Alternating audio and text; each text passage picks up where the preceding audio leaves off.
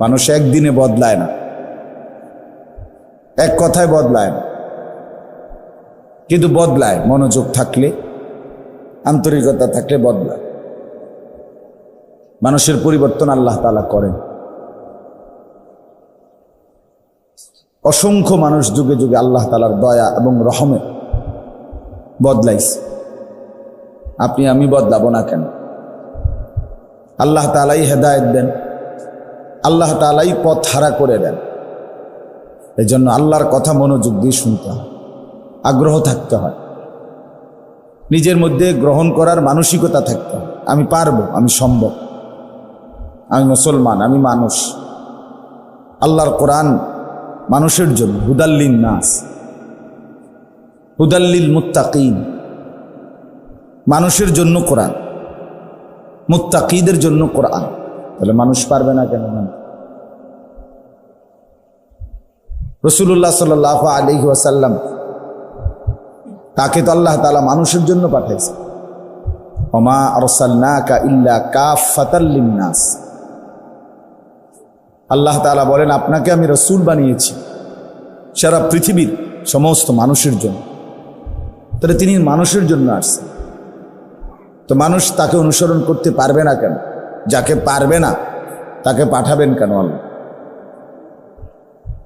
অতএব কোরআন এবং সুন্নাহ, আমরা সবাই এটা বারবার শুনি জীবনে, যে আমাদের জন্য কোরআন সুন্নাহ অনুসরণ করা আবশ্যক, উচিত। এটাই আমাদের জন্য আল্লাহর হুকুম। আর দুইটাই মানুষের জন্য।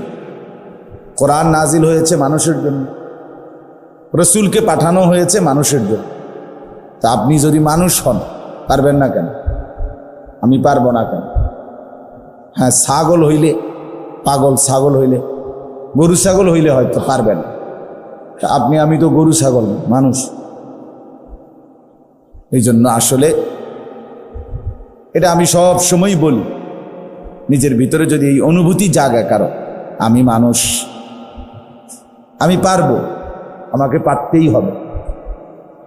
দেখেন, খামখেয়ালি করলেও সময় চলে যায়, কাজে লাগাইলেও সময় চলে যায়। 1 সেকেন্ড, 1 মিনিট এই পৃথিবীতে কারোর জন্যই থামে না। 24 ঘন্টা সারা রাত যে তাহাজ্জুদ নামাজ পড়ে, তারও ফজরের ওয়াক্ত হয়ে যায়, ভোর হয়ে যায়। সারা রাত যে মদের আড্ডা, জুয়ার আড্ডা, নারীর আড্ডায় থাকে, তারও রাত ভোর হয়েছে, ভোর হয়েই যায়। কারোর জন্যই সময় থামে না, 1 মিনিটও না। আমরা অনেক সময় কথার প্রসঙ্গে কাউরে বলি যে, দোস্ত তুমি 1টা মিনিট দাঁড়াও, আমি আসতেছি ঘর থেকে, এরকম বলি না আমরা? 2টা মিনিট, আসতেছি 2টা মিনিট, 2টা মিনিট। তো 2টা মিনিট তো বললেন বন্ধুকে, ওই বন্ধু ঠিকই দাঁড়াইছে, কিন্তু মিনিট দাঁড়ায় না। মিনিট কি দাঁড়ায়? দাঁড়ায়। 6টা 10-এ যদি বলেন 2টা মিনিট আসতেছি, তো 2 মিনিট পরে আসলে কি তখন 6টা 10ই বাজে না 6টা 12? মিনিট চলে গেছে, সময় থামে নাই, বন্ধু থামছে। সময় 1 সেকেন্ডের জন্যও থামে না। লা ইয়ান্তাজিরু লি আহাদি, কারো জন্যই থেমে থাকে না, কারো জন্য। এই জন্য দয়া করে, যৌবনের এই সুন্দর সময় চলেই যাচ্ছে, দেখতে দেখতে ফুরায় যাচ্ছে। এই 14 বছর, এই 15 বছর, এই 16 বছর, 17 বছর, দেখতে দেখতে বয়স্ক, দেখতে দেখতে মুরব্বী।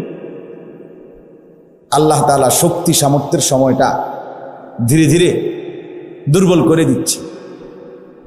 আল্লাহুল্লাযী খালাকাকুম মিন দুআফিন, আল্লাহ তাআলা কোরআনুল কারীমে বলেন যে আল্লাহ তাআলা তোমাদেরকে প্রথম সৃষ্টি করেছেন দুর্বল অবস্থা। তোমরা যখন বাচ্চা ছিলে দুর্বল ছিলে। সুম্মা জাআলা মিন বা'দি দুআফিন কুওয়াতান, অতঃপর সেই দুর্বল দেহে তিনি দিয়েছেন ধীরে ধীরে শক্তি। কুওয়াতান, ওই আগেরই হাত, ছোট্টবেলার হাতেই এগুলো, আল্লাহ তাআলা এগুলোর মধ্যে শক্তি দিয়েছেন। এখন এগুলো মজবুত হাত, শক্ত হাত। নওজোয়ানের হাত মজবুত, পাও মজবুত। এটা আলাদা হাত পাও না, আগেরটাই। সুম্মা জাআলা মিন বা'দি কুওয়াতিন দু'ফান ওয়া শাইবা, আল্লাহ তাআলা বলেন অতঃপর তিনি আবার পুনরায় সেই শক্তি সামর্থ্য ওয়ালা দেহে ফিরিয়ে দিয়েছেন বৃদ্ধ এবং দুর্বল অবস্থা। এই যে এখন আবার দুর্বল। তো হুজুর মনে করেন আজ থেকে 30 বছর আগে এমনই তো ছিল না? কথা বলেন না, এমনই ছিলেন? আরো সামর্থ্যবান ছিল, আরো শক্ত সবল ছিলেন, কিন্তু এখন দুর্বল। আল্লাহ ফিরায় দিয়েছে আবার আগের হালাত। ইয়াখলুকু মা ইয়াশা, আল্লাহ তাআলা বলেন তিনি যা ইচ্ছা তাই সৃষ্টি করতে পারেন। ওয়াহুয়াল আলিমুল কাদির, তিনি সব জানেন, তিনি সব ক্ষমতা রাখেন। এজন্য ভাইয়া এটা বোঝা দরকার, অনুভূতি থাকা দরকার যে দেখতে দেখতে আমার হায়াত, আমার সুন্দর শক্তি সামর্থ্যপূর্ণ শরীরটা ফুরায় দেয়, ফুরায় দেয়। আমি প্রায় বলি একসময় আমি কি পরিমাণ ঠান্ডা পানি, 7 আপ, দই, ফ্রিজের একদম ঠান্ডা খাইতাম। আমার মনে হয় এখন আস্তা বোতল 7 আপের আধা লিটার 1 লিটারও খাইয়া ফেলছি, একদম ঠান্ডা। কিন্তু এখন আমি এই প্রচন্ড গরমের মধ্যে ঠান্ডা পানি খাইতে ভয় পাই, খাইয়ে না। তাইলে কোথায় হারায় গেল সেই সামর্থ্যপূর্ণ সময়? আমি গত কোনোদিন আগে, 2-3 বছর আগে, 2 বছর হবে, এর আগে কোনোদিন চশমা পরিনি, কোনোদিনও। কমপক্ষে 40 বছর বয়স পর্যন্ত, আমার এখন 42 বছর শেষ, তো চশমা পড়ি নাই আমি। এখন আমাকে চশমা পড়তে হয় লেখাটা দেখার জন্য, রিডিংয়ের জন্য। তাহলে কোথায় হারায় গেল সেই সময়? প্রতিদিন কোমরে ব্যথা করে, পিঠের এখানে ব্যথা করে, মাজায় ব্যথা করে, সবসময়। গাড়ির মধ্যে একটা আমার সিটের উপরে আরেকটা সিট আছে আলাদা, আমি এটা ডাক্তারে দিছে আমারে, ঢাকা ইবনে সিনা হসপিটালের একজন বড় ডাক্তার, তো এটা আবার কিনছি ঢাকা থেকে, এটা আলাদা ফোমের আলাদা সিট, ওইটার উপরে থাকে, এটার মধ্যে আমি বসি। তাহলে কোথায় হারায় গেল সেই সামর্থ্যপূর্ণ সময়? আমার এই হায়াত, আমি আমার জিন্দেগির সাক্ষী, আমার জীবন আমার মনে আছে, আমি তো ভুলি নাই। এই জন্য হায়াত কাজে লাগে। বাপ, ভাই, বন্ধু সবাই এটা বোঝা উচিত, এটা ভাবা উচিত, সময় কাজে লাগানো। ওই যে ভাই মোবাইল এটা তুলেন না, বললাম না হাতে ধরতেন না, এই যে আপনি হাতে ধরতেছিলেন, ওই যে কালো শার্টওয়ালা মিয়া ওটা দেখে দেখে হাসতেছে। আপনি আমি সেদিকে সানকিতা আমি দেখছি না, সিরা খাই বেটা হেজি গাইডা নেবা মেহেরে যে কি কিতা করে বুঝছি না। হাতে ধরা মোবাইল এটা বিরক্তিকর, তার দিল বসে না, জেহেন বসে না, আর কি কথা দিলে ঢুকে না। এই জন্য আমি এটা মানা করি। ঠিক আছে, আপনি যদি বয়ান রেকর্ড করতে হয় আপনি স্ট্যান্ড কিনবেন, কিনে আলাদা রেকর্ড করবেন, তাইলে আপনি আলাদা শুনবেন। চলেন তো, বলতেছিলাম আমরা প্রত্যেকেই শুরুর কথাটা এটাই, জিন্দিগির কদর করা দরকার, হায়াতের কদর, সময়ের কদর। সময় কিন্তু আল্লাহ তাআলার পক্ষ থেকে আমাদের কাছে দেওয়া আমানত। আমাদের হায়াত আমাদের সময়, আমাদের সময় আমাদের হায়াত। যে যতক্ষণ বেঁচে আছি অতক্ষণই সময় পাইছি। আমি মরে গেলাম, আমার সময় শেষ। এরপরে পৃথিবী থাকলেই কি, না থাকলেই কি, এরপরে পৃথিবী আধুনিক হইলেই কি, ধ্বংস হইলেই কি, আমি তো নাই, এরপরে আর কি, আমার মৃত্যুর পরে মানুষ সব চাঁদের দেশে গেলে গায়ে আমার লাভ, ঠিক না? আমার কি ফায়দা? আমার হায়াতে আমি যা করতে পারলাম তাই আমার লাভ পাওয়া। তাই এই জন্য এটা দয়া করে বুঝতে হবে। বুজুর্গানে দিন বলে, মান মাতা ফাকাদ কামাত কিয়ামাতু, যে মরলো তার কিয়ামত শুরু হয়ে গেল। অর্থাৎ সে আর পিছনে এদিকে আসবে না, এরপরে ধাপে ধাপে কিয়ামত, কবর, মুনকার নাকিরের প্রশ্ন উত্তর, নির্দিষ্ট সময় পরিমাণ অবস্থান, হাসরের ময়দানে আবার উঠা, আমলনামা হাতে নেওয়া, মিজানের পাল্লার কাছে মাফের জন্য যাওয়া, ফুলসেরাত পার হওয়া, জান্নাত কিংবা জাহান্নামে যাওয়া। খালাস, সামনের দিকে শুধু, আমরা শুধু সামনের দিকেই যাচ্ছি, পিছনে ফিরে আসার। আজকের আসর, আজকের মাগরিবের টাইম, আসরের এই মাগরিবের আগের এই টাইমটা, একটু আগেই আমি আসছি এখানে, 6টা 20 বা 16 বাজে তখন আমি এখানে আসছি। তাহলে আমি মাগরিবের আলো দেখছি আগে আইসা, এখন অন্ধকার, এই 20-30 মিনিট আগে। তাহলে সেই আলোটা আজকের আসর মাগরিবের আগ টাইম আর কি পৃথিবীতে কোনোদিন ফিরে আনা যাবে? আর না, খালাস, আর হবে না। এই একবারই মাফ। পৃথিবীতে প্রত্যেক মিনিট সময় একবারই আসে। এই যে আজকে 17ই মে 2024, রোজ শুক্রবার, এই শিরোনাম পৃথিবীতে আর কোনোদিন হবে? আগামী শুক্রবার আসবে, কিন্তু সেটা 17ই মে না, 24শে মে। আগামী বছর 17ই মে আসবে, কিন্তু সেটা 2024 না, 2025। তাহলে এই শিরোনাম আর হবে না, এটাই শেষ, এটাই শেষ। তাহলে আমার হায়াতের প্রতি মিনিট আর আসবে না, আমি আর পেছন দিকে আসতে পারবো, ইউটার্ন দিয়েও না। রাস্তার ইউটার্ন হয়, জিন্দিগির ইউটার্ন হয় না। হায়াতের কোনো কি নাই, সময়ের কোনো ইউটার্ন নেই। আরেকবার ফিরে আসেন। আপনি ঘড়ির কাঁটা ইচ্ছা করে আপনি এটাকে পিছাই দিলে লাভ হইতো না, আপনার কাঁটা আপনারটা ডিস্টার্ব করবো, মানুষের করবো ঘড়ি, এটা ডিস্টার্ব, স্লো। এই জন্য আমরা চলেন বাপ, আপনাদের কাছে অনুরোধ করলাম, ছেলেরা ভাইয়া তোমাদের কাছেও বললাম, সব মিলাইয়া একসাথে কথা হলো এটা, কেন নামাজ পড়বা না, কেন আল্লাহকে চিনলা না, মানে কি কারণ, কেন পছন্দ হইল না মোটেই নামাজ পড়াটা, কেন ভাল লাগলো না? সবই ভাল লাগে। এই গরম, এটাকে ছেড়ে দেওয়ার, এখান থেকে গরমের এই পৃথিবী থেকে অন্যত্র যাওয়ার কোনো সুযোগ আছে কি? তাইলে আল্লাহর এরিয়া থেকে যাওয়ার তো কোনো সুযোগ নেই, আল্লাহকে বাদ দিলাম কেন? ইয়া মাশারাল জিন্নি ওয়াল ইনস ইন ইসতাতাতুম আন তানফুযু মিন আকতারিস সামাওয়াতি ওয়াল আরদ ফানফুযু।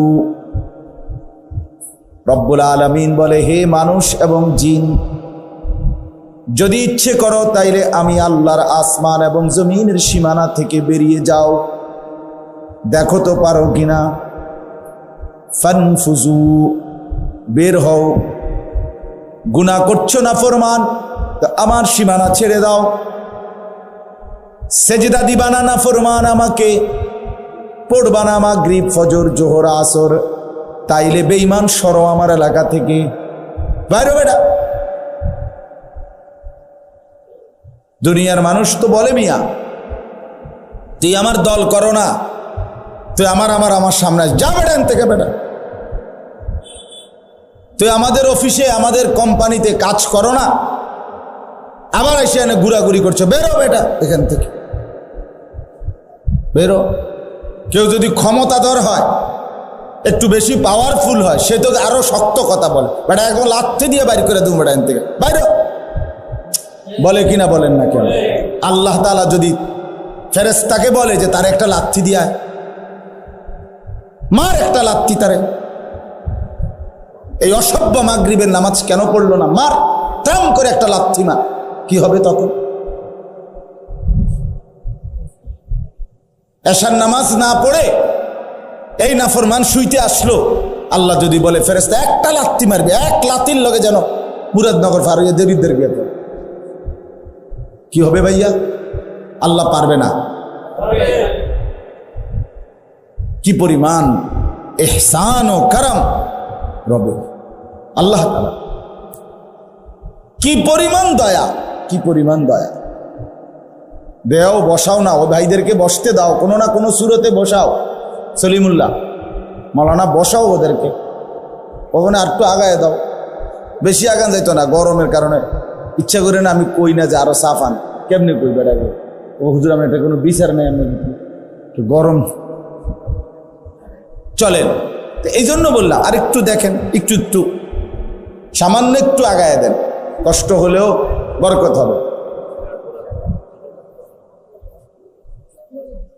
এই জন্য আমি অনুরোধ করলাম, বাপ সবাই একটু একটু আগায় দেন, একটু আগায় দিলে আরো 10 জন ভাইও যদি বসতে পারে সওয়াব পাবেন, এই 10 জন মানুষের বসার সওয়াব আপনারা পাইবেন ইনশাআল্লাহ।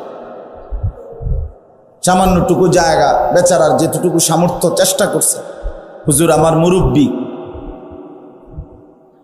যেতটুকু সামর্থ্য ছিলেন এতটুকুই করছেন, আল্লাহ তাআলা মাদ্রাসার জন্য বড় সড়ো জায়গার ইন্তজাম করে দেন, আল্লাহর জন্য কিছুই না, ওমা যালিকা আলাল্লাহি বিআজিজ, আল্লাহ তাআলার জন্য এটা মোটেই কঠিন নয়।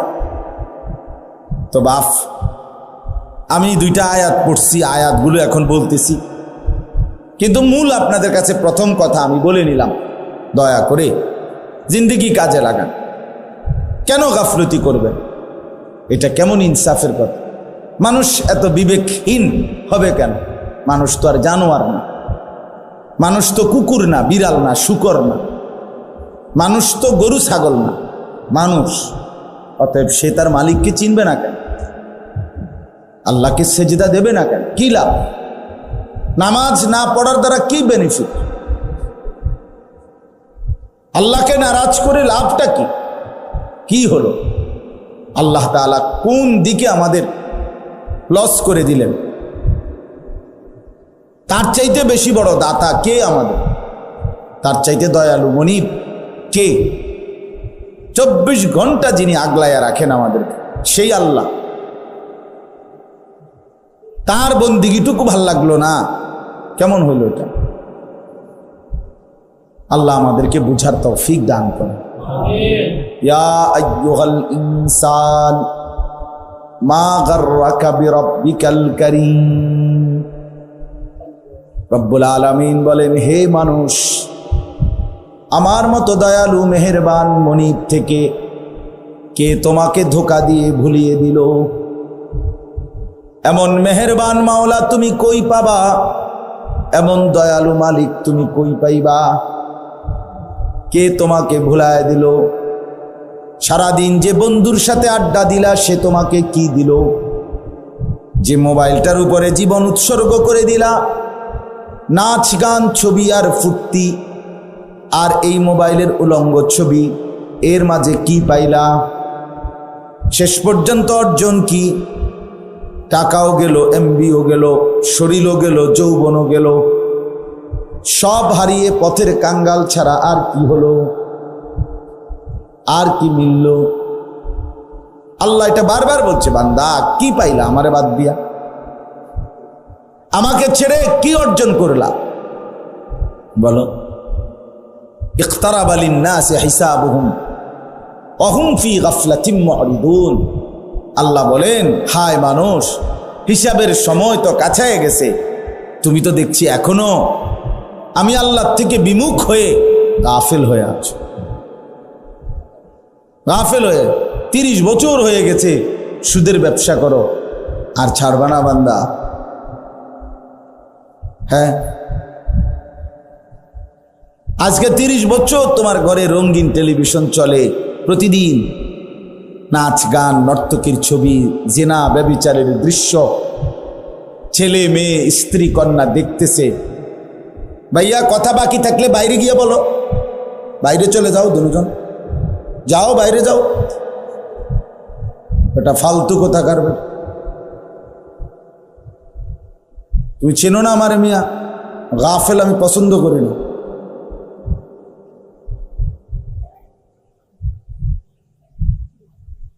বহুত মানুষ বসতে পারতেছে না, তোমার কথা বাকি থাকলে তুমি যাও, আর 2টা মানুষ বসবে এখানে।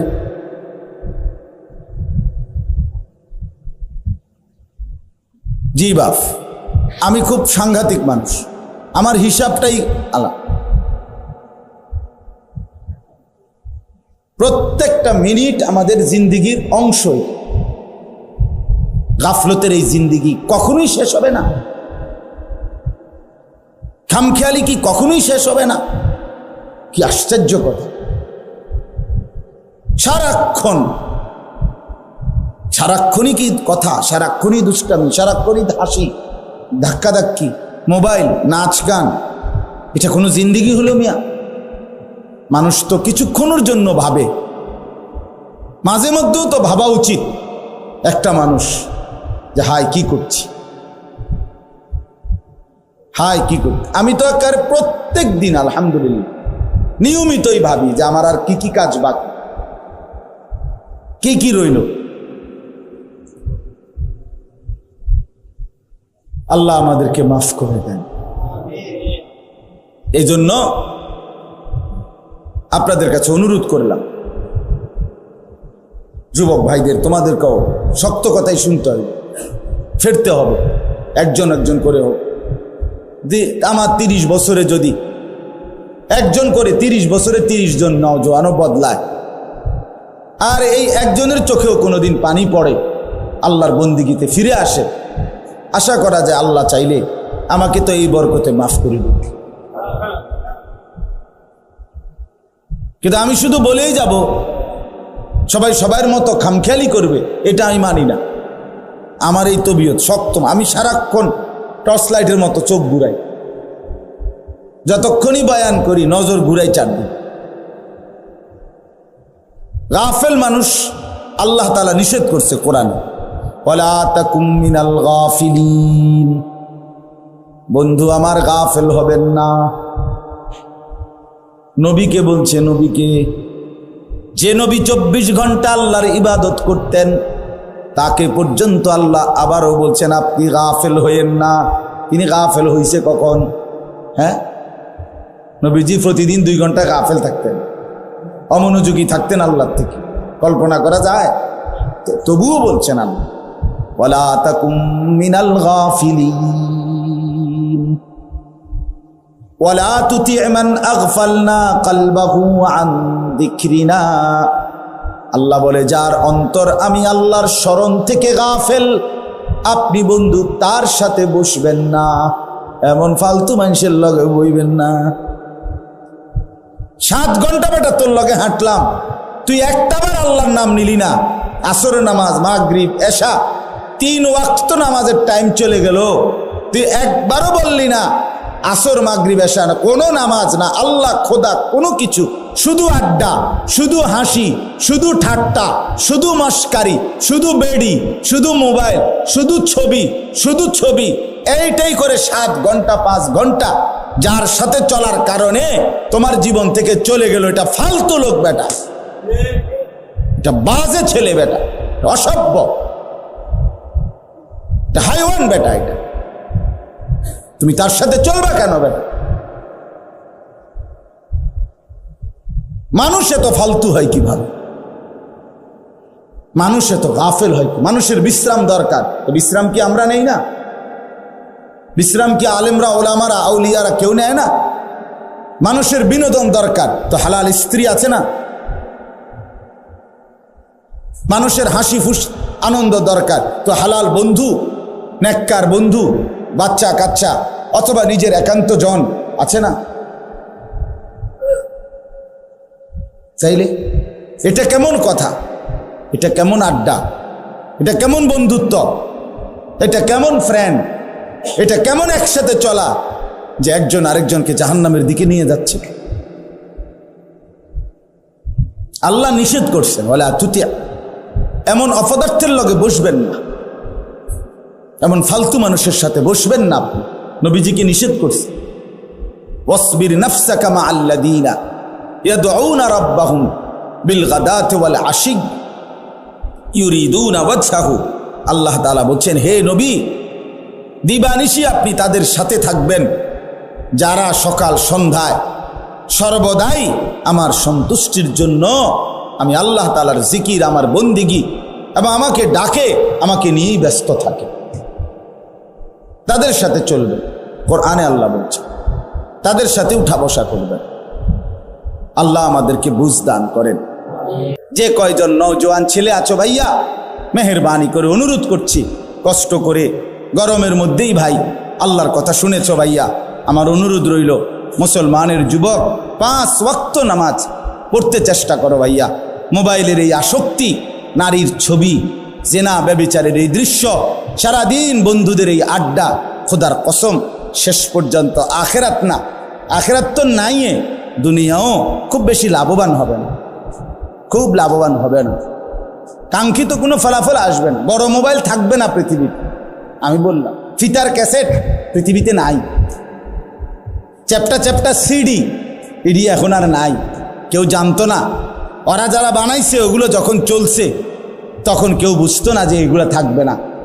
ফিতার ক্যাসেট আমি দেখছি, ওই যে ফিতাওয়ালা ক্যাসেট যে সেগুলো আছে এখন, চলে এগুলো, সিডি চলে এগুলো, যে চ্যাপ্টা চ্যাপ্টা, তো এগুলো তো আমিও দেখছি।